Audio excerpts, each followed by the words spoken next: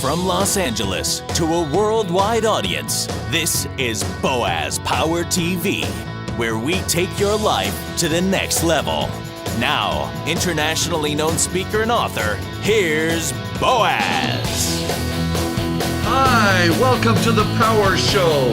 You are part of the Power Nation, and I'm so glad that you're here, because here we help you improve your attitude, your relationships, your finances, and your career. This is episode number 109 on Boaz Power TV, and I call this one, What a Web We Have Weaved. You know, from the standpoint of technology, so much changed in the last quarter of the 20th century. I remember years ago when homes had one telephone.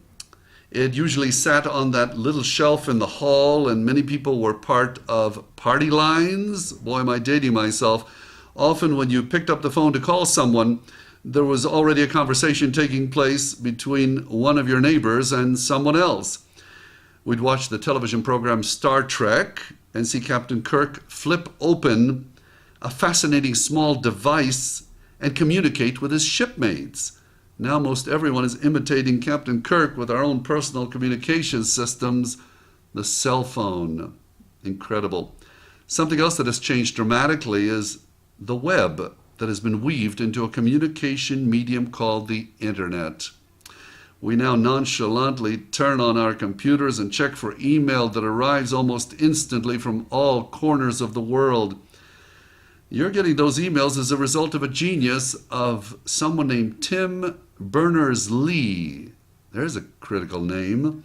Although the current complexities of the internet were created by many people over the years, the World Wide Web was created by Tim Berners-Lee in 1980. Tim, an Oxford-trained computer consultant, wanted to find a way to keep track of all his notes. So he designed a software program that would access everything on his computer through random links. He called his first program Inquire, after a Victorian advice book that he first saw on his parents' shelves. That book was called Inquire Within Upon Everything, and it contained information about many different topics, a sort of web of its day. Now, once he had designed the specific software to link all his notes, Tim thought about the possibilities of linking many different computers all over the world. He thought about that for 10 years. It was in December of 1990 that he created the first browser and server. He later would claim that the process wasn't that difficult to figure out. So in an attempt to link information stored on computers everywhere, Tim created a system to give every page on a computer a standard address. That's how we get the URL. Isn't that incredible? And that is now called a URL, or a Universal Resource Locator. Each of these pages was made accessible through a Hypertext Transfer Protocol, or HTTP. This was all formatted with the Hypertext Markup Language, or HTML, which was visible with the first browser. And that's what links all of us together. Now, naming this new process wasn't easy for Tim. His first idea was the mesh. The mesh. Next came the information mine. Take the first letters of that name and you've got Tim, the information mine. There was apparently too much ego involved in that one. Tim rejected it. He finally decided to call it the World Wide Web. It took a lot of promoting on Tim's part to get others to start using the web. Friends told him it would never work. His initial vision was a place where users would create content and information rather than a place where people would mostly read and react. In his book entitled Weaving the Web, Tim writes about steps that can be taken to get people back to his initial vision for the web. In that book, Tim's vision for the web was articulated more specifically as people-to-people communication through shared knowledge. As more and more people would share their insights, he felt this medium would become a valuable body of knowledge. In an amazing example of one person putting the needs of the masses ahead of his own, get this, Tim renounced patent rights on the web. He felt this would ensure its growth. the man who invented the World Wide Web renounced patent rights to it. Wow.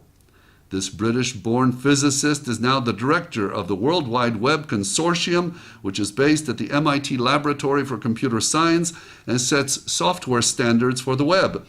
He was honored by Time magazine as one of the 100 greatest minds of the century. His creation has truly changed the way people worldwide do business, exchange ideas, entertain themselves, and communicate with one another. You wouldn't be viewing this if we didn't have a World Wide Web, because you were led to my website to see this. Isn't that incredible? And thousands of new online businesses are being formed every day, and the full impact of Tim's creation has not yet been fully realized. And if you're not using the web to promote your business or your passion, shame on you. Write to me, Boaz at boazpower.com. I'll be glad to help you. Let's get on with it. So Tim Berners-Lee original concept of the web was a place where users created content and information and shared that with others worldwide. To some extent, that has happened. There are now millions of websites devoted to millions of topics, and we can all do so much research and learn from the knowledge of so many. However, to millions of people, the web is a place to simply read and react. Many people find that they are spending hours and hours on the computer, often to the detriment of their personal lives. As in any endeavor, balance is very important. I recall as a little boy, the sidewalk produce stands in the city of Tiberias on the shore of the Sea of Galilee in Israel. The merchants would use the old-fashioned scales to weigh the vegetables being purchased. The vegetables were placed on one side, and some weights were placed on the other side of the scale. When there were enough weights, the scale balanced, and then the weight of the purchase was clear. Life is the same way. When we're out of balance, as in the case of too much time on the computer, life tends to weigh too heavily on one side. Something is being ignored and precious moments are being lost.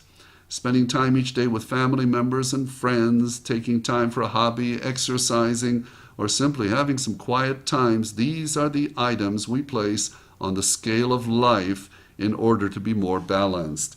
So let's be careful that we don't get too entangled in this amazing new web.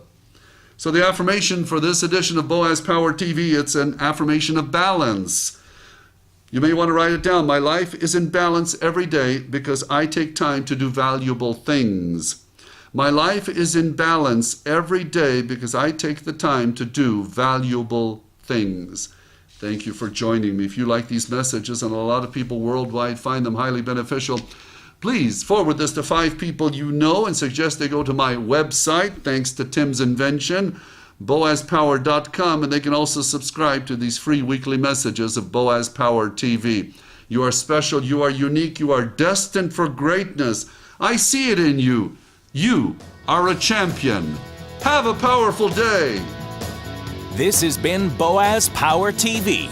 To comment, see other episodes, or to subscribe to this free broadcast, go to our blog at boazpower.com. That's boazpower.com. We're here to take your life to the next level.